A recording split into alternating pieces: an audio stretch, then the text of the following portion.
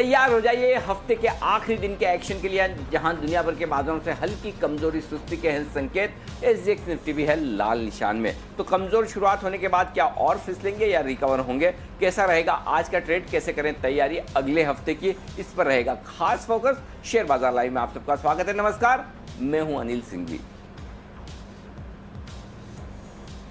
नमस्कार, मैं हूं दीपांशु भंडारी। वीकेंड सेशन का इंतजार है और उससे पहले जो आज का ट्रेड है उसके लिए भी कई सारे संकेत आ रहे हैं। तो सर शुरुआत करते हैं, बताइए आज के ट्रेड के लिए बड़े ट्रिगर्स क्या हैं?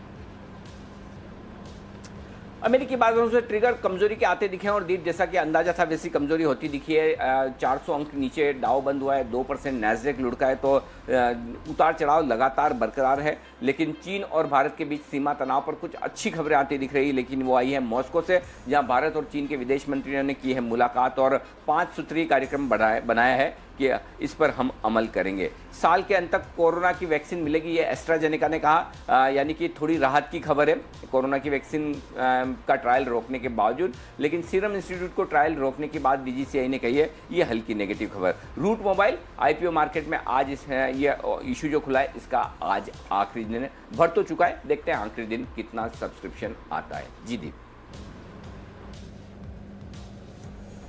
बिल्कुल अनिल जी, तो कई सारे क्यूज हैं आज फिर से जहां पर हमें फोकस करना चाहिए, बट रोज की तरह ग्लोबल क्यूज से शुरुआत करते हैं सर, क्योंकि यहीं पर हम सबसे ज्यादा मूवमेंट देखते हैं। और कल अमेरिकी बाजारों के लिए एक और वॉलेटाइल सेशन रहा। तेज गिरावट आई और दिन के निचले स्तर के करीब डाउ भी बंद हुआ। कैसे देखना चाहिए सर, एक और वॉलेटाइल सेशन, एक और कमजोर सेशन?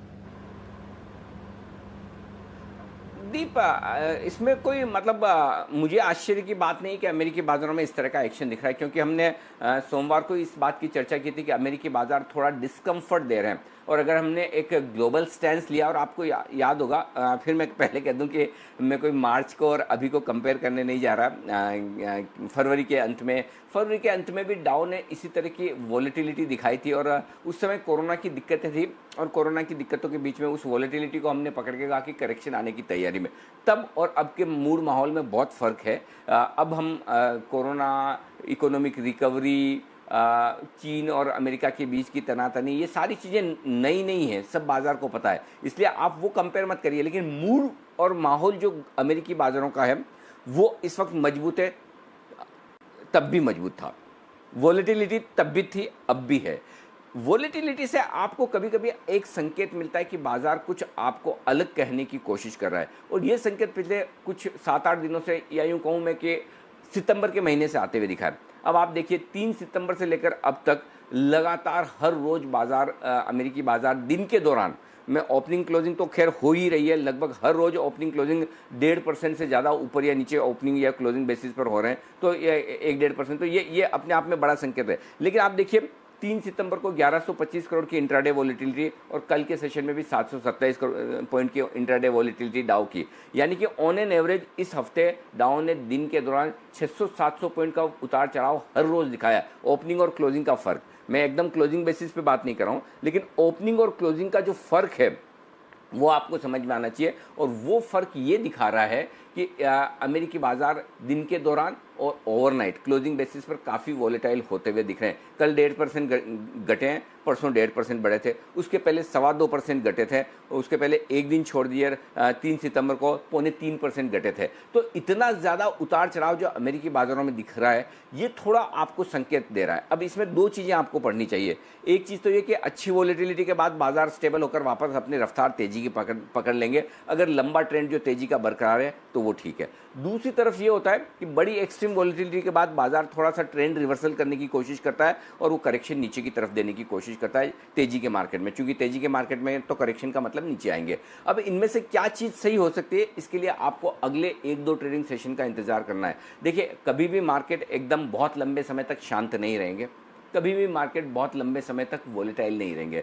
वो मीन रिवर्शन होता है ना कि आप बीच के मूड में आने की कोशिश करते हैं। कभी मूड बहुत ख़राब है तो थोड़ा न्यूट्रल होने की कोशिश करते हैं, कभी बहुत अच्छा है तो खुशी भी ज़्यादा देर नहीं टिकती, दुख है तो भी आप थोड़ा थोड़ा भूलने की कोशिश करते हैं। वैसे ही वॉलेटिलिटी है, बहुत ज़्यादा होगी तो धीमे धीमे कम हो जाएगी, एकदम शांत है तो कभी बढ़ेगी। तो मुझे लगता है कि अगले हफ्ते आपको अमेरिकी बाजारों का डायरेक्शन ज़्यादा साफ सही मिलेगा।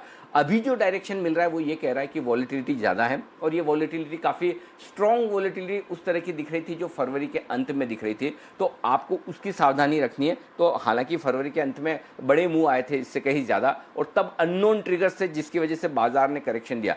आज आपके पास अननोन ट्रिगर, अब अननोन ट्रिगर कोई है या नहीं अमेरिका के लिए ये तो खैर पता नहीं होता, पता होता तो वो नॉन ट्रिगर ही हो जाता, लेकिन अमेरिकी बाजारों का जो मूवमेंट है, जो वॉलेटिलिटी है दीप, वो हमें थोड़ा सावधान रहने की ओर इशारा कर रही है। तो हमें एक्सट्रीमली बुलिश, एक्सट्रीमली बेरिश दोनों नहीं होना है जब तक कि डायरेक्शन क्लियर ना हो जाए। देखिए, आपने याद है आपने कहा था कि 10% के करेक्शन के बाद नैस्डैक करेक्शन टेरिटरी में जा रहा है, यानी ऊपर से 10% गिरने के बाद अब ये करेक्शन दे सकता है। तो नैस्डैक ने एक दिन दिया, फिर उछाल दिखा दी, अप्रैल के बाद की सबसे बड़ी उछाल कल थी। अब कल वाले सेशन में आज आप देखिए फिर से गिरावट है। तो मुझे लग रहा है कि थोड़ा इन लेवल्स पर अमेरिकी बाजार बहुत इंटरेस्टिंग हो गए हैं। अगले 2-3 दिनों में जवाब मिलेगा, आपको सावधानी रखनी है। मैं ये डेटा इतना विश्लेषण करके आपको इसलिए बताना चाहता हूँ, आपको सावधानी रखनी है, ये ध्यान में रखिएगा, बस सिंपल चीज़। बिल्कुल अनिल जी, और इस पूरे हफ्ते ही आप बता भी रहे हैं हमें कि ग्लोबल एक्शन की जो वॉलेटिलिटी है उससे हमें सतर्क ज़रूर रहना चाहिए। सर, एक और जो हमारे लिए एक जो और बड़ा ट्रिगर रहा है, और इसके बारे में भी अनिल जी से चर्चा करेंगे, वो है पूरा चीन के साथ जो बॉर्डर पे विवाद है, और वहाँ पर भी अगर आप देखें तो थोड़े अब बेहतर संकेत हुए हैं कल की मीटिंग के बाद। तो इस पर भी अनिल जी की राय लेंगे। उससे पहले एक बार जस्ट ग्लोबल मार्केट्स पर देख लीजिए, क्योंकि अनिल जी ग्लोबल मार्केट्स के बारे में बात कर रहे थे। डाउ फ्यूचर्स दिन की ऊंचाई पर ट्रेड कर रहे हैं, 160 अंक ऊपर है इस समय डाउ फ्यूचर्स। तो वहां पर कल की तेज गिरावट के बाद आपको रिकवरी आ रही है। तो जो वॉलेटिलिटी की बात अनिल जी कर रहे थे, एग्जैक्टली वैसी वॉलेटिलिटी आप इस समय बाजार में भी देख रहे हैं। कल तेज गिरावट, आज अच्छी रिकवरी। नैस्डैक फ्यूचर्स पर भी नजर डालिए, आधे % से ज्यादा की तेजी यहां पर भी आ रही है। तो यहां पर भी अच्छी रिकवरी के संकेत आ रहे हैं। और अगर आप एशिया के बाजारों में भी देखें तो अब दिन के निचले स्तरों से वहां पर भी पॉजिटिव मूवमेंट आता हुआ दिख रहा है। हांगकांग के बाजार आधा % ऊपर है इस समय। जापान में ठीक ठाक ट्रेड हो रहा है। चाइना थोड़ा दबाव में है, बट पॉजिटिव ट्रेड ही हो रहा है। और एसजीएक्स निफ्टी सुबह से ही फ्लैट ट्रेड कर रहा है। तो कहीं ना कहीं कल की गिरावट के बाद ग्लोबल क्यूज आपको थोड़े संभलते हुए दिख रहे हैं। बट जो ये वॉलेटाइल रेंज आपने देखी है, जहां तक एक्शन का सवाल है, उससे थोड़ी एक ट्रिगर जो आपको आता है कि एक सेफ्टी बनाना जरूरी है इस मार्केट में, एक हेज रखना जरूरी है, जिस तरह की आपकी एग्जिस्टिंग पोजीशन। और अनिल जी ने कल क्लोजिंग पर भी आपको यही सलाह दी थी, जो एग्जिस्टिंग पोजीशन है उसको हेज करिए या फिर क्लोज करके जाइए। तो अनिल जी, थोड़ा ग्लोबल मार्केट से अब रिकवरी के संकेत आ रहे हैं, पर जो आप वॉलेटाइल एक्शन है उसके बारे में बात कर रहे थे, जो दूसरा बड़ा ट्रिगर रहा है सर हमारे लिए, भारत और चीन का तनाव।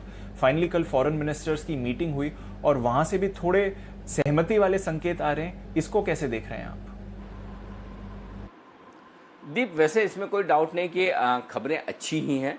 5 सूत्रीय कार्यक्रम बना है चीन और भारत के बीच में, और दोनों देशों का मानना ये है कि भाई पड़ोसी देश हैं तो कुछ न कुछ छोटी मोटी चीज़ें होती रहेगी, लेकिन हमें बातचीत जारी रखनी चाहिए और बातचीत के जरिए इन चीज़ों को क्लियर करना चाहिए। ये एक अच्छा संकेत है, इसमें कोई डाउट नहीं है। और दोनों तरफ से जो संकेत आए हैं वो यही आए कि बात बढ़ानी नहीं है, नहीं एक दूसरे पर कोई आरोप प्रत्यारोप वाली चीज़ें, कम से कम साझा स्टेटमेंट में निकल के आई कि किसने क्या किया किसने क्या नहीं किया। तो मैं इस चीज़ को पॉजिटिव डेवलपमेंट के तौर पर देखता हूँ, पहली चीज़।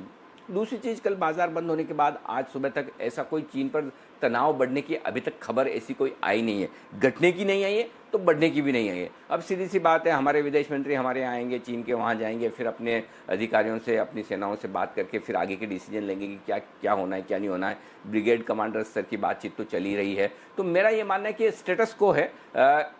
फिर मैं ये कहूँगा कि चीन की घटनाओं को लेकर न बहुत आपको पॉजिटिव होना है न बहुत नेगेटिव होना है। ये मार्केट ही ऐसा है जहाँ पर आपको न्यूट्रल अप्रोच लगाकर चलनी है। आपको कुछ भी नहीं पता कि एक खबर ये आ सकती है अचानक से कि दोनों देश अपनी अपनी सेनाओं को पीछे हटाने के लिए तैयार है कि 2-2, 3-3 किलोमीटर, 5-5 किलोमीटर पीछे हट जाते हैं। एकदम बहुत बढ़िया मूड माहौल हो जाएगा, भाग जाएगा। और अगर ये खबर आ जाती है कि भाई थोड़ी गोलीबारी और हो गई, 1-2 जगह आमने सामने आ गए, तो तुरंत गिर भी जाएगा। अब क्या आएगी, और हो सकता है कुछ भी ना आए।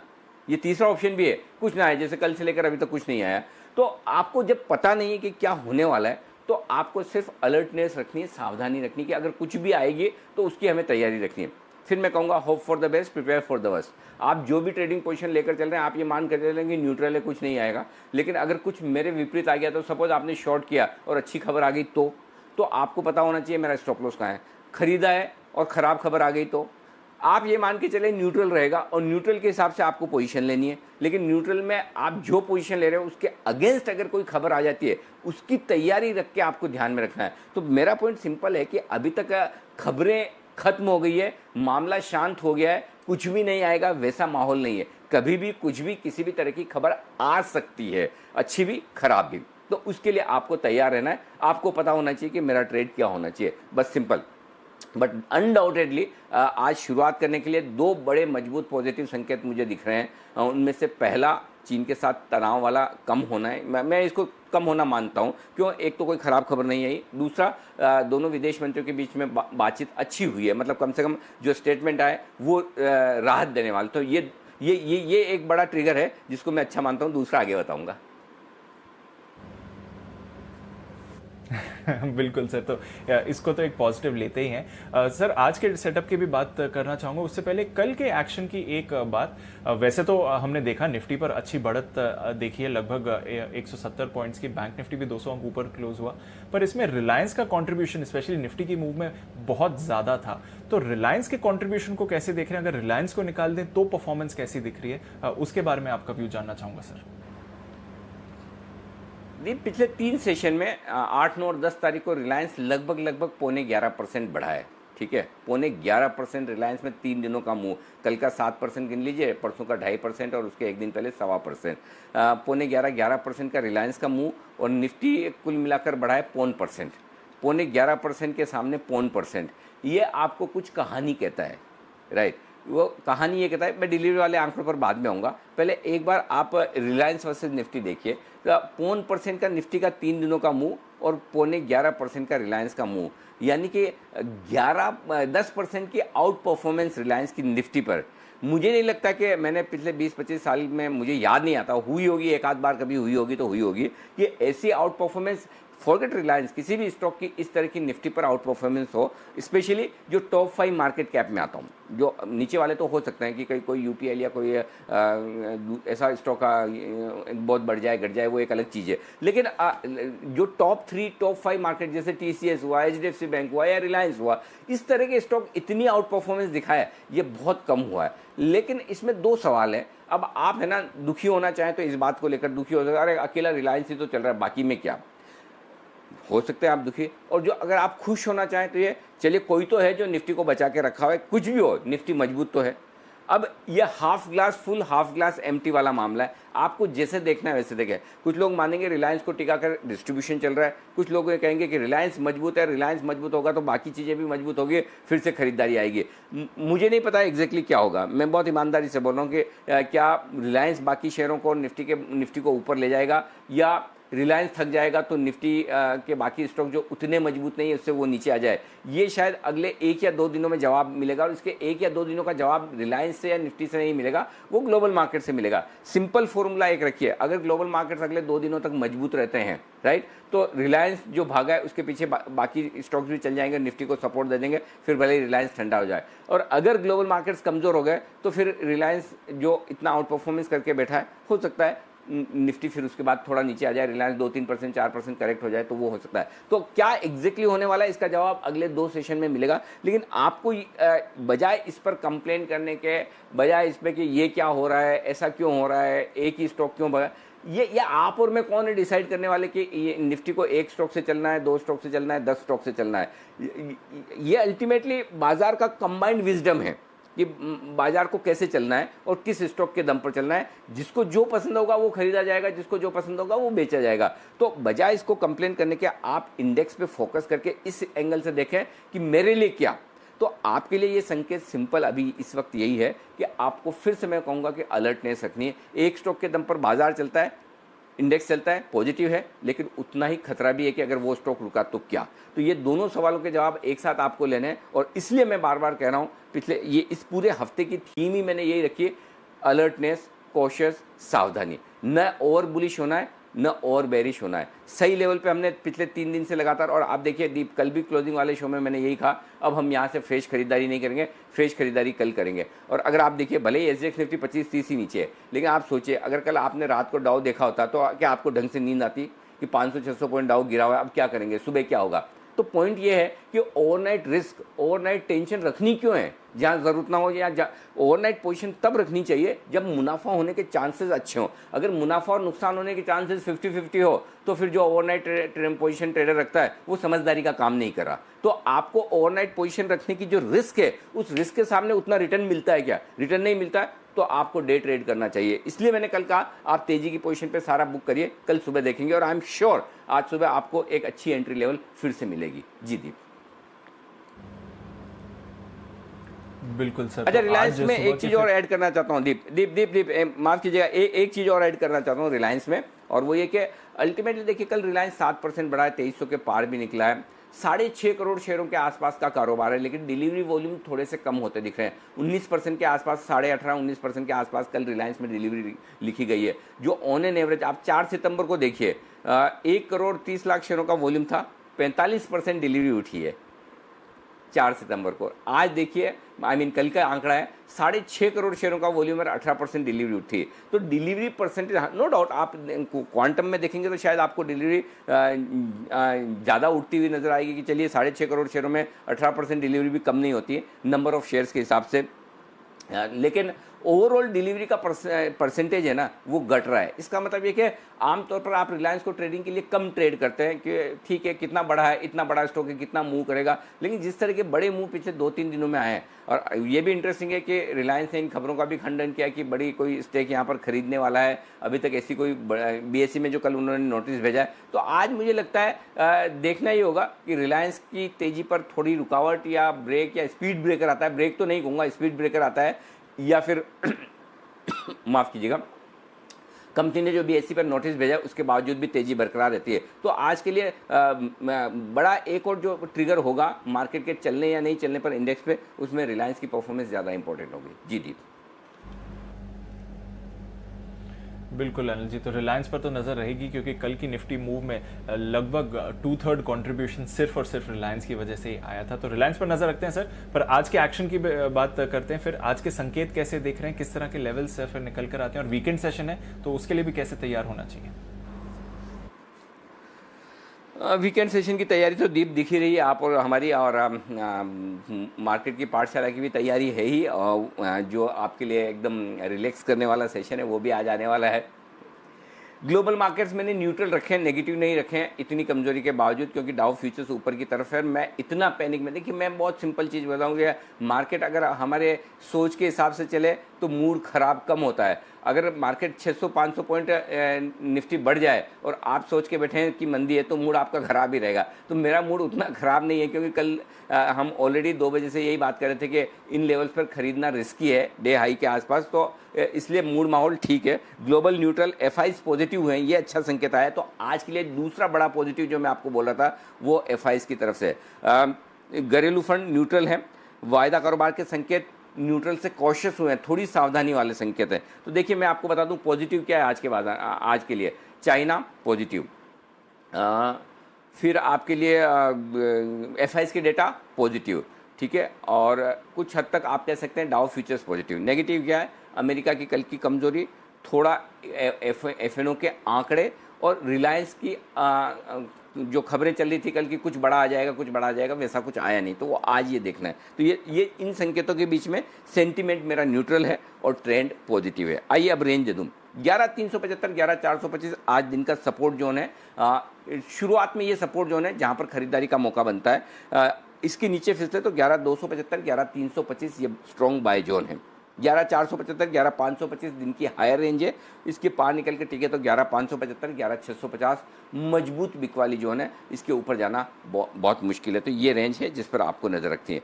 बैंक निफ्टी 22,075 22,275 ये सपोर्ट जोन के तौर पर काम करेगा आज के लिए। 22,650 22,850 ये ऊपर की पहली रेंज है जहाँ तक बैंक निफ्टी की जाने की कोशिश हो सकती है, और अगर उसके पार निकले तो 22,950 23,075 फाइनल टारगेट है इस रिकवरी का। आपको याद होगा कल भी मैं यही बात कर रहा था कि 3,3100 पॉइंट गिरने के बाद बैंक निफ्टी में 800,000 पॉइंट की रिकवरी आना लाजमी है, और बैंक निफ्टी ने उसको ओबलाइज भी करने की कोशिश की है। मैं बहुत साफ साफ कह रहा हूँ, मैं चाहता हूँ कि जितना नीचे खुले आज मार्केट उतना बढ़िया है। जितना गैप से नीचे खुलेगा तो वहाँ पर एक तुरंत खरीदारी का मौका होगा। मैं गैप डाउन ओपनिंग चाहता हूँ इन ग्लोबल संकेतों के बीच में, अगर मिल जाए सपोज 11,375 आपको मिल जाता है, स्पॉट लेवल की मैं बात कर रहा हूँ, तो वहाँ तुरंत ही पहली टिक पर खरीदना चाहिए 11,375। अब 11,375 या तो ग्लोबल मार्केट्स के अमेरिका की कमजोरी की वजह से हो सकता है, या रिलायंस 2% 1% नीचे खुल जाए तो हो सकता है। अगर वो कॉम्बिनेशन कुछ भी मिल जाए तो आपको जितना नीचे मिले, अगर सपोज बैंक निफ्टी आपको 22,200-300 की रेंज में मिलता है तो वहाँ पर खरीदारी के मौके आपके लिए बनेंगे। तो गैप डाउन ओपनिंग के लिए आप इंतजार करें, लेवल से ट्रेड करना चाहिए। नीचे खुलेगा लेंगे, ऊपर खुलेगा तो प्रॉफिट बुकिंग करेंगे, जरूरत होगी तो शॉर्ट भी। ये आपके लिए रेंज होगी निफ्टी और बैंक निफ्टी की। दिन की रेंज 11,375 और 11,500 ये दिन की छोटी रेंज है। 11,325 से 11,500 ये आज की मीडियम रेंज का काम करेगी, और 11,275 से 11,650 से एक्सट्रीम रेंज है। जरूरत नहीं, लेकिन अगर कल को आज कोई भी खबर वबर किसी तरह की कोई आ जाए कर जाए तो आप बड़ी रेंज को हैंडी रखिए, लेकिन अदरवाइज आपकी मीडियम रेंज से आज काम चल जाएगा। बैंक निफ्टी 22,250 ये आपके लिए आज का पहला लेवल है नीचे की तरफ। 22,650 ये छोटी रेंज हो गई। मीडियम रेंज 22,075, 22,750 और बड़ी रेंज 22,000 से लेकर 22,850 की बैंक निफ्टी पर निकल कर आती है। तो दीप ये हैं वो आपके लिए सारी रेंज जी। बिल्कुल, तो ये है रेंज जहां पर आपको नजर रखनी है। सर एफआईएस की पोजीशनिंग कैसी दिख रही है और पीसीआर और विक से क्या संकेत आ रहे हैं आज? 3% बढ़कर आया है। एफआईएस का नेट लॉन्ग 55% से 58% हुआ, लेकिन इसमें शॉर्ट कवरिंग हुई है इसलिए बढ़ा है, ऐसा नहीं कि फ्रेश खरीदारी हुई है। शॉर्ट कवरिंग का हाथ ज़्यादा है। पुट कॉल रेशियो 1.20 से 1.57, 27 बेसिस पॉइंट एक दिन में बढ़े। मुझे अच्छा नहीं लगता पुट कॉल रेशियो एक दिन में बहुत बढ़ता है या एक दिन में बहुत घटता है। तो ये ट्रेडर्स के जो मूड स्विंग्स हैं ये है ना, मुझे परेशान करते हैं। आप सावधानी से, सतर्क से, एकदम शांत और संयम होकर ट्रेड करें। अचानक से एक दिन में आपको पुट कॉल रेशियो बहुत घटा देना है, एक दिन में बढ़ा देना है, ये कमज़ोर ट्रेडर्स का काम है, स्विंग ट्रेडर्स का काम है। और स्विंग ट्रेडर्स आमतौर पर मतलब है ना उल्टा पकड़े जाते हैं। अब जैसे कल सबने लॉन्ग पोजीशन की है, अब हो सकता है सुबह सुबह आपको अगर नीचे खुलता हुआ दिखे तो आप पकड़े गए। तो इसलिए ये जो पुट कॉल रेशियो तेजी से बढ़कर आया, थोड़ा और अगर बढ़ गया तो ऊपरी स्तरों पर आपको सावधानी रखनी है। सावधानी का मतलब क्या? आपको अपनी तेजी की पोजीशन पर प्रॉफिट बुक करना है, बहुत अच्छे लेवल्स मिल जाए तो शॉर्ट भी करना है। विक्स कमज़ोर हुआ है 4%, ये ठीक है। जो लोग तेजी की पोजीशन लेकर बैठे हैं कल से 11,275 स्टॉप लॉस मैंने 100 पॉइंट से ऊपर शिफ्ट किया है आज के लिए। 22,200 ये भी मैंने 200 पॉइंट स्टॉप लॉस शिफ्ट किया है 22,000 से ऊपर की तरफ। शॉर्ट पोजीशन जिनकी है उनको स्टॉप लॉस 11,525 11,550 के आसपास रखना चाहिए क्लोजिंग और इंट्राडे बेसिस पर। बैंक निफ्टी के लिए 22,700 अब आज आपके लिए इंट्राडे और क्लोजिंग बेसिस पर स्टॉप लॉस का काम करेगा। दीप ओके, तो ये है आपके लिए जहां तक एग्जिस्टिंग पोजीशंस का सवाल है और संकेत क्या आ रहे हैं। नई पोजीशंस के लिए क्या सलाह देंगे सर आज? बैंक निफ्टी खरीदें 11,325 11,375 की रेंज में अगर मिलता है बिल्कुल खरीदना चाहिए। 11,275 का स्टॉप लॉस होगा। 400 450 500 550 चार टारगेट निफ्टी के ऊपर की तरफ बनेंगे। ये है आइडियल रेंज 11,325 11,375 है। 11,425 पहला सपोर्ट जोन है जहां खुलना चाहिए मेरे हिसाब से। उसके नीचे अगर फिसले तो 11,325 375 अच्छी रेंज है जहां पर आप मौका देख सकते हैं। जो लोग शॉर्ट करना चाहते हैं 11,500 550 की रेंज में शॉर्ट करें। एग्रेसिव है ये शॉर्ट थोड़ा सा, 11,550 ज़्यादा सेफ है। मैं एक्चुअली है ना, मैं दीप आज मार्केट पे ना गैप से नीचे खुलने के बाद मैं बेरिश नहीं हूँ। मैं कल की क्लोजिंग पे मैं सावधान था कि क्लोजिंग पे नहीं लेना है, लेकिन अगर आज जितना बड़ा गैप मिले उतना मुझे खरीदना है। मेरा पॉइंट सिंपल है, मुझे नीचे का गैप मिलेगा तो मज़ा आएगा, मैं उसका इंतज़ार कर रहा हूँ। वहाँ पर मैं आपको कहूँगा कि खरीदारी करनी चाहिए। तो ये आपके लेवल्स हो गए शॉर्ट करने का 11,500 550। और जो कम एग्रेसिव ट्रेडर हैं वो ऊपर का इंतज़ार करें 550 600 में, हड़बड़ी ना करें कोई शॉर्ट करने के। मौका मिलेगा ना मिले तो आपका क्या गया, छोड़ दीजिए। 650 स्टॉप लॉस है आपका। 11,450 11,425 और 11,375 तक के लेवल्स के लिए आपको शॉर्ट पोजीशन बनानी चाहिए निफ्टी में। आइए अब बैंक निफ्टी 22,100 22,300 बाय जोन है। अच्छा बाय जोन बनाए, मतलब बढ़िया वाला। इनफैक्ट अगर मैं आपको कहूँगा कि 3 लोट लेना है तो 22,300 22,200 22,100 तीनों जगह एक एक लीजिए। 22,000 स्टिक स्टॉप लॉस है और ऊपर में आपका जो टारगेट बनेगा 22,450, 200, 550, 650, 750, 850। ऐसा नहीं मैंने अंदाज से लिया, सारे लेवल्स निकल कर आ रहे हैं। ये तो मैं हर रोज की क्लोजिंग हाई लो से आपको बता सकता हूँ। तो हर 100 पॉइंट पर बैंक निफ्टी में रुकावट है, लेकिन जो इमीडिएट सपोर्ट है, एग्जैक्ट सपोर्ट मैं आपको बताऊं बैंक निफ्टी का तो 22,080 से लेकर 22,225 का है, 265 समझ लीजिए। तो इसलिए मैंने 22,100 से 22,300 की रेंज में आपको खरीदारी करने की राय दी। इस रेंज में आता है, छोड़ना मत, बैंक निफ्टी आपको लेना है 22,100 से 22,300 की रेंज में। शॉर्ट करना है 22,650, 22,850 की रेंज में, वहाँ शॉर्ट करिए। जितना 22,850 के नज़दीक शॉर्ट करने का मौका मिले, आई डोंट नो मिलेगा नहीं मिलेगा, मिले तो वहाँ करना चाहिए। 23,000 का आपका स्टॉप लॉस है। 22,550, 450 और 22,300 तक के टारगेट के लिए शॉर्ट पोजीशन आपको बनानी चाहिए। ये है आपके लिए निफ्टी बैंक निफ्टी की राय, और बाकी बैंक का अपडेट आप दे दीजिए। बिल्कुल, तो ये इस तरह आप नई पोजीशंस बना सकते हैं और जैसा अनिल जी कह रहे हैं, अगर गैप नीचे मिले तो फिर खरीदारी का भी मौका है। 7 स्टॉक्स बैन में हैं, एंट्री हुई है अपोलो टायर्स की, एग्जिट हुई है कैनरा बैंक की, और बाकी के जो 6 स्टॉक्स हैं वो बने हुए हैं bank of Baroda, IB housing, PNB, Vodafone idea, BHEL जिसके आज नतीजे हैं, और JSPL।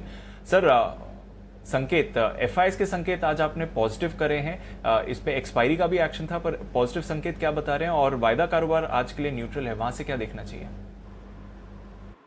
ये बात सही है आपकी कि एक्सपायरी का एक्शन था, और एक्सपायरी के एक्शन के दिन में आमतौर पर जल्दी से व्यू बदलता नहीं, लेकिन कल में मतलब व्यू बदलने के कारण हैं थोड़े।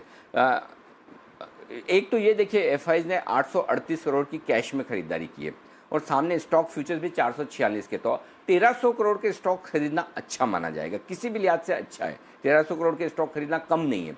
अब आइए इंडेक्स में।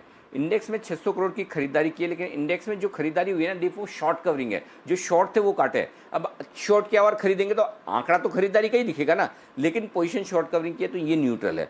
अब 5,290 करोड़ के भारी भरकम ऑप्शंस खरीद डाले तो आपको लगेगा FIs पागल हो गए इतना खरीदा, लेकिन मैं आपको बता दूं सबसे ज़्यादा अगर FIs ने कुछ खरीदा है तो वो खरीदे हैं पुट ऑप्शंस। तो ये आंकड़ा बहुत पॉजिटिव, नो डाउट कॉल्स भी खरीदें, इसमें कोई डाउट नहीं, लेकिन पुट ऑप्शन ज़्यादा खरीदें तो आंकड़े जो ऑप्शन के हैं वो हल्के नेगेटिव साइड पर हैं, ठीक है। इंडेक्स के हैं वो न्यूट्रल हैं, और स्टॉक्स के जो हैं वो पॉजिटिव हैं, और इन सबको मिलाकर नेट नेट मेरे लिए FIs के आंकड़े आज के लिए पॉजिटिव है। घरेलू फंड 300 करोड़ की बिकवाली की है, मैं 300 करोड़ की बिकवाली पे उनको डाउनग्रेड करके नेगेटिव नहीं करूंगा। कल भी न्यूट्रल रखा था जब उन्होंने इतनी खरीदारी की थी, आज भी न्यूट्रल रखा है जब इतनी बिकवाली की। तो 200-300 करोड़ से ट्रेंड नहीं बदलता, थोड़ा बड़ा आंकड़ा चाहिए और 1-2 दिनों के लिए चाहिए। अभी न्यूट्रल हम इनको रखेंगे। अब वायदा कारोबार की तरफ आइए। नेट लॉन्ग 55% से 58% आई, वो इसलिए नहीं है कि FIs ने खरीदारी की, जैसा मैंने आपको अभी बताया। इंडेक्स में उन्होंने शॉर्ट कवरिंग की है तो शॉर्ट कम की तो अपने आप नेट लॉन्ग बढ़ गई, करेक्ट। आपने 60 शेयर बेचे हुए हैं और 50 खरीदे हुए हैं, अब आप वो 60 में से 5 काट लेंगे, बेचे हुए कम कर लेंगे तो 55 हो गए, तो अपने आप आपका नेट लॉन्ग बढ़ जाता है। तो वो हुआ है। प्रीमियम पूरी गायब भी हो गई है, लगभग 29 पॉइंट की प्रीमियम निफ्टी में 6 पॉइंट की रह गई, 70 पॉइंट की प्रीमियम बैंक निफ्टी में 40 पॉइंट पर आ गई। जो इंपॉर्टेंट लेवल हैं निफ्टी के लिए 11, अब चूंकि वीकली सीरीज की आज शुरुआत हो रही है, डीप ज़्यादा कोई डेटा है नहीं, 8-10 लाख शेयरों का ओपन इंटरेस्ट है, इससे कोई फर्क पड़ता नहीं। बैंक निफ्टी में भी 3-4 लाख शेयरों का ओपन इंटरेस्ट है, कोई खास फर्क पड़ता नहीं। बैंक निफ्टी में एक डेटा जरूर काम का है कि 22,500 रस्सा कशी वाला लेवल है, 3 लाख शेयर पुट में है, 4 लाख शेयर कॉल्स में है। तो अगर 22,500 के ऊपर टिक कर ट्रेड करना शुरू करेंगे तो मूड माहौल और अच्छा होगा, और 22,500 के नीचे तो हल्की सी सावधानी है। तो डेटा में सीरीज के पहले दिन ज़्यादा कुछ होता नहीं है, इसलिए मैं डेटा पर ज़्यादा फोकस नहीं कर रहा हूँ। ऑलरेडी मैं कमेंट्री में आपको सब कुछ बता चुका हूँ। जी दीप। बिल्कुल अनिल जी, तो ये है आज का पूरा सेटअप और किस तरह से आप बाजार पर नजर रखें, पोजीशन बना सकते हैं। चलिए आपको हमारी रिसर्च टीम से भी जुड़ लेते हैं और बताते हैं कि कौन से स्टॉक्स हैं जहां पर आपको नजर रखनी चाहिए। पूजा, संदीप और साथ ही मानसी हमारे साथ तैयार है। पूजा, गुड मॉर्निंग, बताइए आज के ट्रिगर्स और स्टॉक्स कौन से हैं? Good morning Deepanshu. शुरुआत नतीजों से करेंगे, यानी कि आज के ट्रिगर से। तो कैश सेगमेंट से ढेर सारे नंबर्स हैं। ITDC, IRCTC, RVNL, Premier Explosives जैसे कंपनी अपने नंबर्स आज घोषित करेंगे, तो यहाँ नजर रहेगी। दीपक फर्टिलाइजर्स राइट्स इशू के प्रस्ताव पर आज बोर्ड बैठक है, और जुलाई के आईआईपी के आंकड़े भी आएंगे, जहां पर कि हमारी नजर रहेगी, एक्सपेक्टेशन है कि -11.5% ये आंकड़ा हो सकता है।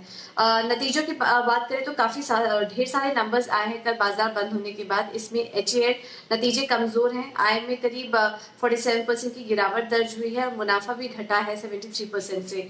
गोवा कार्बन के नतीजे भी कमजोर आए हैं, इस बार भी कंपनी ने 5 करोड़ का घाटा दर्ज किया है और आय में 60% की गिरावट इस बार देखी गई है। जम्मू एंड कश्मीर बैंक के नंबर्स मिले जुले हैं, ब्याज से आय सपाट है, प्रोविजन बढ़ी है, प्रोविजन माफी जगह घटी है इस बार, लेकिन इसके बावजूद मुनाफे को सहारा नहीं मिला। 70% की गिरावट वहां पर देखी गई, लेकिन एसेट क्वालिटी में हल्की इंप्रूवमेंट यहाँ पर देखी गई है इस तिमाही। जय भारत मारुति के नंबर्स भी कमजोर हैं, आय में करीब 84% की गिरावट दर्ज हुई है और मुनाफे से घाटे में आ चुकी है कंपनी।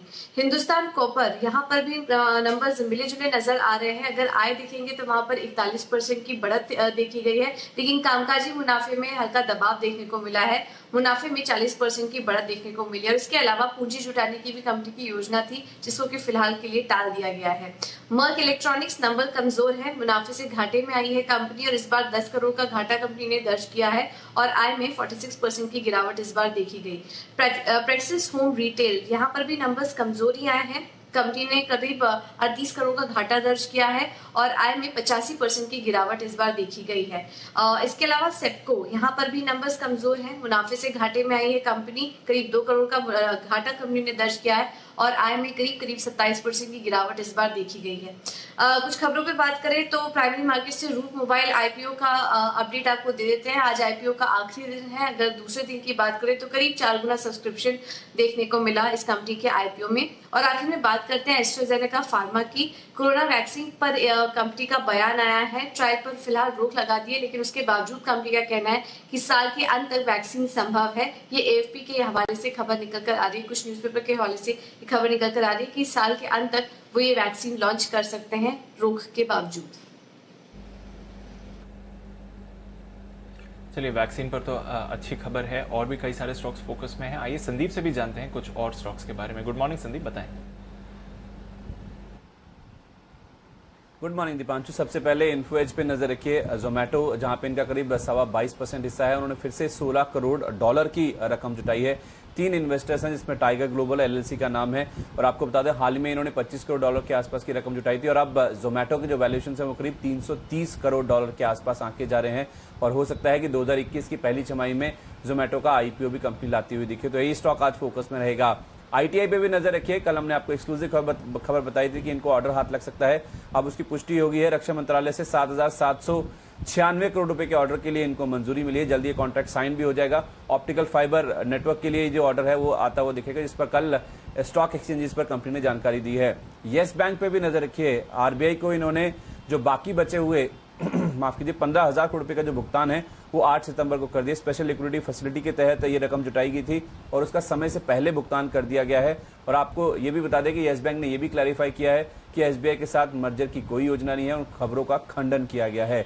पनेशिया बायोटेक अगला स्टॉक है। रियल एस्टेट कारोबार के डीमर्जर को एनसीएलटी से मंजूरी मिलती हुई दिखी है। इसके साथ साथ फर्टिलाइजर पैक से आज एनएफएल यानी कि नेशनल फर्टिलाइजर पे भी नजर रखिए। इनकी जो फर्टिलाइजर बिक्री है अप्रैल से अगस्त 2020 के बीच में, उसमें 16% की वृद्धि आई है। 23.81 लाख मीट्रिक टन के नंबर्स इन्होंने पोस्ट किए हैं फर्टिलाइजर बिक्री के। और यूरिया उत्पादन के भी नंबर्स दिए हैं, उसमें भी 13% के आसपास की साल दर साल बढ़ोतरी देखने को मिली है। आज बैंकिंग स्टॉक्स भी फोकस में रहेंगे। लोन मॉनिटरिंग की समीक्षा के लिए एक्सपर्ट पैनल का गठन किया गया, जिसमें राजीव महेश्वरी ये पैनल का नेतृत्व करेंगे और लोन मॉनिटरिंग पर पैनल 1 हफ्ते में अपनी रिपोर्ट सौंपता हुआ दिखेगा, तो बैंकिंग स्टॉक्स रडार पर रहेंगे। रिलायंस इंडस्ट्रीज, यहाँ पे एक क्लैरिफिकेशन, एक सफाई कंपनी ने जारी करी है कि ऐसी खबरें थी कि अमेजोन को रिलायंस रिटेल में कंपनी हिस्सा बेच सकती है, उस पर कंपनी ने कहा है कि खबर पूरी तरह से अफवाह है और कंपनी के पास इसकी कोई जानकारी नहीं है। अंबर एंटरप्राइजेस, इसका क्यूआईपी लॉन्च हुआ था, हमने आपको जानकारी दी थी, अब ये पूरा हो चुका है। करीब 22.5 लाख शेयर इस कंपनी ने जारी किए हैं 1780 रुपए प्रति शेयर के भाव पर। इसका फ्लोर प्राइस हालांकि 1798 रुपए 72 पैसे तय किया गया था। बल्क डील्स की बात करें तो फ्यूचर सप्लाई चेन यहाँ पे लगातार कुछ निवेशकों की ओर से बिकवाली जारी है। कल भी आप देखिए एडलवाइस क्रॉसओवर अपॉर्चुनिटीज फंड ने 10 लाख शेयर इस कंपनी के बेचे हैं 116 रुपए 65 पैसे प्रति शेयर के भाव पर। इनसाइडर ट्रेड्स में देखिए एडीएफ फूड, इनके प्रमोटर हैं भावेश ठक्कर, उन्होंने 8 से 9 सितंबर के बीच में करीब 91,000 शेयर बेचे हैं जमुना ऑटो, यहाँ पे प्रोमोटर्स की ओर से लगातार खरीदारी जारी है और आप देखिए 7 से 9 सितंबर के बीच में फिर से करीब 2.25 लाख शेयरों की जो खरीदारी है वो प्रोमोटर की ओर से की गई है। ट्राइडेंट में भी खरीदारी लगातार जारी है। ट्राइडेंट कैपिटल की ओर से 9 सितंबर को फिर से 1.5 लाख शेयरों का एक्विजिशन हुआ है। मारुति में भी आप देखिए सुजुकी मोटर कॉर्पोरेशन ने 8 से 9 सितंबर के बीच में 2,84,000 शेयर इस कंपनी के खरीदे हैं। मन इंफ्रा इनके प्रमोटर हैं मनन शाह, उन्होंने शेयर खरीदे हैं। 9 सितंबर को 2 लाख शेयरों की यहाँ पे खरीद होती हुई दिखी है। और आज कुछ इंपॉर्टेंट मीटिंग्स की बात करें तो उसमें EIH Nippon India mutual fund और सुंदरम म्यूचुअल फंड के साथ इनकी बैठक होगी। आज और कल 2 दिन ये बैठक चलेगी। और हिडलबर्ग सीमेंट, इनकी भी आप ध्यान रखिए, कल इनकी सुंदरम म्यूचुअल फंड के साथ बैठक होगी। ओके, कई सारे स्टॉक्स हैं जहां पर आपको फोकस करना चाहिए। आइए देख लेते हैं कि आज ब्रोकरेजेस का क्या कहना है FIR में।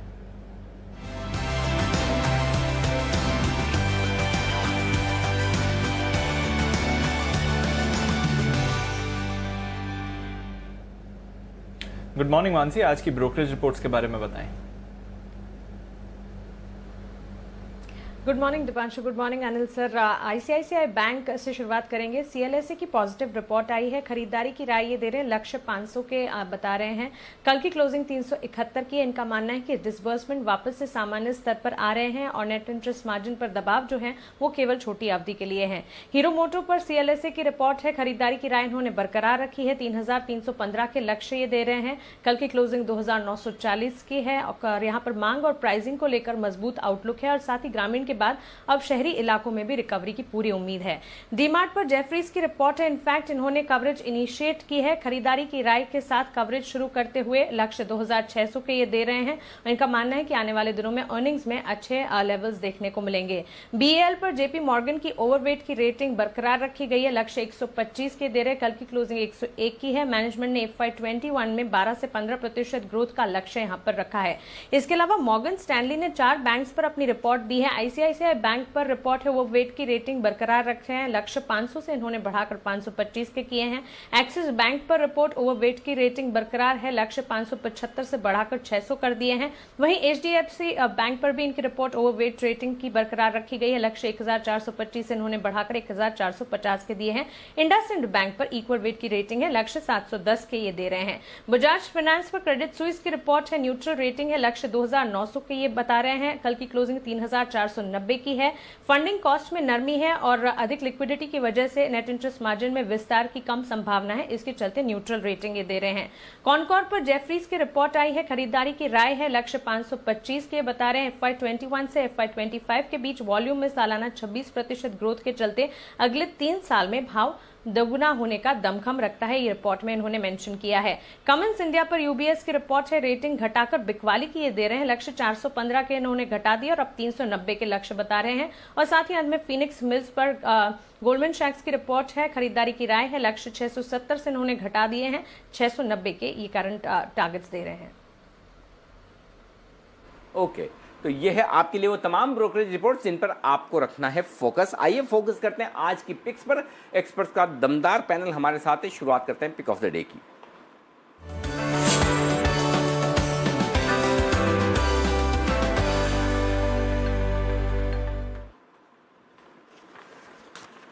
आप सबको सुप्रभात। और पूरा का पूरा पैनल एकदम ऐसा लग रहा है 1 2 3 4 5 6 और सुमित जी अभी आने बाकी हैं। वाह, पूरा HUF तैयार है हमारा तो, और सब कलरफुल है एकदम। तो सबको गुड मॉर्निंग पहले तो। और शुरुआत आज सिद्धार्थ जी आपसे करेंगे। आपका जोश, आपकी एनर्जी, आपकी पॉजिटिविटी थोड़ी मतलब है ना बहुत ही इन्फेक्शियस है, मतलब सबको एकदम जोश में ले आती है। तो आज आप सबसे अंत तक इंतजार नहीं करेंगे, आप करिए शुरुआत। Good morning Anil ji, good morning Deepanshu. Pleasant surprise आपने मुझसे शुरुआत की, धन्यवाद। जोश की अगर बात करें तो मैं अभी भी मानता हूं कि मार्केट बाय ऑन डिप से जहां पे भी आपको गिरावट मिलती है वहां पे बटोरे, और बटोरे अच्छी चीज, और वो बटोरना है आज सुरक्षा कवच को, वो है HDFC लाइफ। सुरक्षा कवच इसीलिए बोलता हूं क्योंकि ये जो इंश्योरेंस कंपनियां हैं यहाँ पे अब बहुत ज्यादा मजबूती आ सकती है। HDFC लाइफ अब निफ्टी का हिस्सा बन चुकी है। टारगेट होगा 685। अगर इनके क्वार्टरली नंबर्स की बात करूं तो थोड़े से टेपिड थे, थोड़े से धीमे थे, बट रिन्यूअल प्रीमियम बहुत जोरदार था। 24% का रिन्यूअल प्रीमियम था। प्रोडक्ट मिक्स शानदार, साथ ही साथ पेनिट्रेशन लेवल अभी भी भारत में इंश्योरेंस का बहुत कम है, लाइफ इंश्योरेंस का। HDFC लाइफ को खरीदे, 685 के टारगेट के लिए निवेश की जाए। ओके, 685 के टारगेट के लिए HDFC लाइफ में करनी है आपको खरीदारी। Sachin ji good morning sir, बताइए आपका pick of the day. Good morning Anil ji, good morning Deepanshu. Anil ji, मेरा पिक ऑफ द डे आज है IGL, एंड IGL मुझे लग रहा है पिछले 3 महीनों से अगर हम इसका डेटा देखें तो क्लियरली एक लो टॉप लो बॉटम सीक्वेंस में रहा है। बट हाल फिलहाल में अगर थोड़ा सा 3-4 हफ्तों का डेटा भी देखें तो वहाँ पर नजर आ रहा है कि 380 एक काफ़ी डिफेंडेबल सपोर्ट रहा है। जिस तरीके से वेडनेसडे के सत्र में वहाँ पर एक बुलिश हैमर फॉर्मेशन हुआ था, मुझे लग रहा है कि कहीं जाकर ये जो डाउनवर्ड स्लोपिंग मूव रही है वो कहीं जाकर टर्मिनेशन एंड पे है। सो इसी लिहाज से मुझे लग रहा है कि यहाँ पर एक मौका ढूंढना चाहिए लॉन्ग पोजीशन बनाने के लिए। जिस तरीके से ओवरऑल सेटअप है, मेरी एक्सपेक्टेशन है कि यहाँ से मूव वापस 400 की ओर अनफोल्ड होना चाहिए। तो यहाँ पर खरीदारी करनी है IGL फ्यूचर्स में। 387 का कल का क्लोजिंग है, 387 से 385 एक अच्छा रेंज होगा जहाँ पर ये पर्टिकुलर स्टॉक अपने ट्रेडिंग पोर्टफोलियो में ऐड करना चाहिए। स्टॉप लॉस आपको लगाना चाहिए अराउंड 381 का। ओके, 381 के स्टॉप लॉस के साथ IGL फ्यूचर में करें खरीदारी। ये है राय सचिन जी की। वागले साहब सुप्रभात, बताएं sir.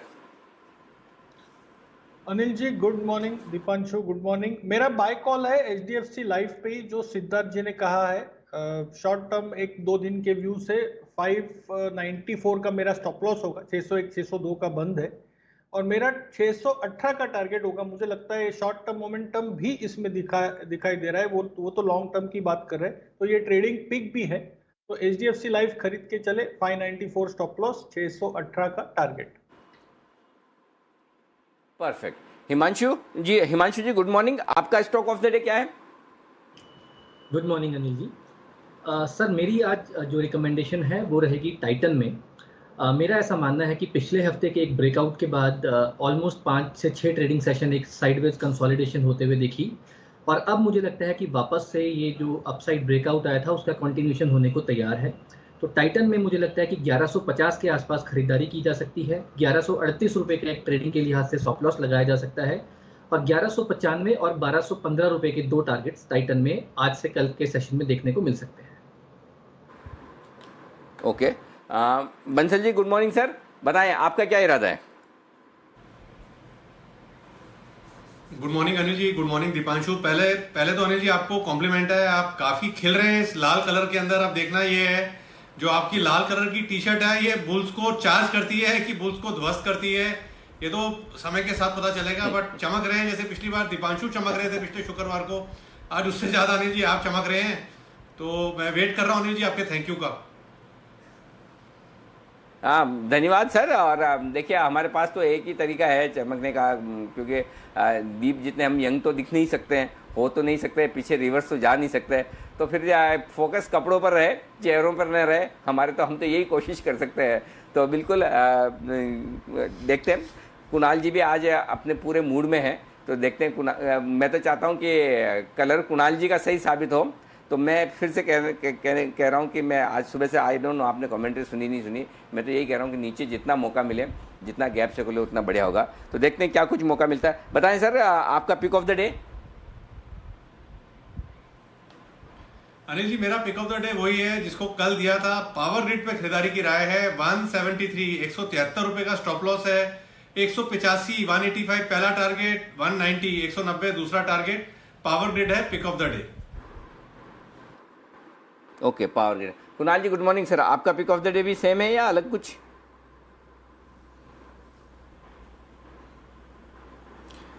Good morning Anil ji, good morning Deepanshu. Anil ji देखिए, सबसे पहले तो एक छोटी सी बात यह है कि मुझे सूचना मिली है कि ये जो हमारा चैनल है ये फिर से देश का नंबर 1 बिजनेस चैनल हो गया है। तो अनिल जी इस अवसर पर आपके खिदमत में अनिल जी एक शेयर में पेश करना चाहता हूं, अगर आपकी इजाजत हो। अरे वाह, जिंदा शेयर मारिएगा एकदम, बिल्कुल।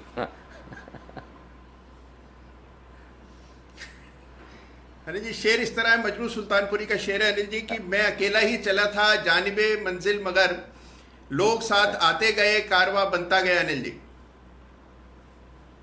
बिल्कुल बिल्कुल बिल्कुल, इसमें कोई डाउट नहीं है। लेकिन मेरी खुशकिस्मती यही रही कि कुणाल जी मैं अकेला नहीं चला, मेरे साथ आप थे, बंसल जी थे, बाकी सारे एक्सपर्ट धीमे धीमे धीमे सब जुड़ते गए। और आज तो मतलब मैं अभी अभी ईमानदारी से कहूँ, जब मैं आप सब लोगों को इंट्रोड्यूस कर रहा था मेरे दिमाग में एक ही फीलिंग आई, आज एक्सपर्ट्स का पैनल नहीं, आज तो पूरा HUF दिख रहा है। मतलब अगर आपके साथ इतने सारे एक साथ फैमिली मेंबर जैसे व्यवहार करने वाले आपके एक्सपर्ट्स हों तो फिर चाहिए क्या। तो ये बिल्कुल है कि और कारवां जो बनाए आप सब लोगों के साथ भी बनाए और टीम के साथ भी बनाए। और आपने जो वो शब्द का इस्तेमाल किया उसी पे ऑब्जेक्शन है मेरा कि आप फिर से नंबर 1 है, फिर से नहीं, ये हम नंबर 1 चल ही रहे हैं, खाली में हम इसलिए बार बार चलाते नहीं टीवी पे कि लोगों को लगता है क्या है, ठीक है ये सब चीज़ें से हम ऊपर उठ चुके हैं, इसमें कुछ नहीं, ये चलता रहेगा, आते जाते रहेगा। अब वो लेकिन ठीक है, कभी कभी क्या होता है कि ठीक है एंजॉय करना चाहिए, अच्छी खबर है तो खुशी मना लेनी चाहिए, तो खुशी मनाने का मौका है, बिल्कुल होना चाहिए। जी बंसल जी कुछ कह रहे हैं आप?